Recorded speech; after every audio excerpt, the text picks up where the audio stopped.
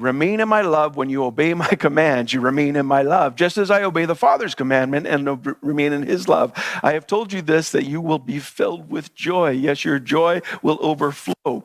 There's this thing called obedience that when we do, joy comes to us. Joy increases in us. And it's how many times you could have this story.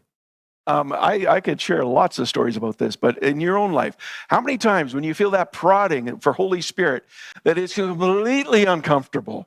It's like, man, we are in this grocery line here, and I don't know this person in front of me, but I just got to ask how they're doing today. I don't want to do that. It's socially unacceptable to do something like that, and yet I push through that. It's got to be God, because in myself, I will not do that. And well, sometimes I will. I kind of get that way, but I and you actually take that step, or you think about that friend and you haven't talked for a while, and it's like, oh, it'll just be silly for me to contact them, but you call them up and it's exactly what they needed at that moment, and you start thinking, man, that's awesome. I actually heard God and obeyed what he said, and joy is just on the other side of obedience.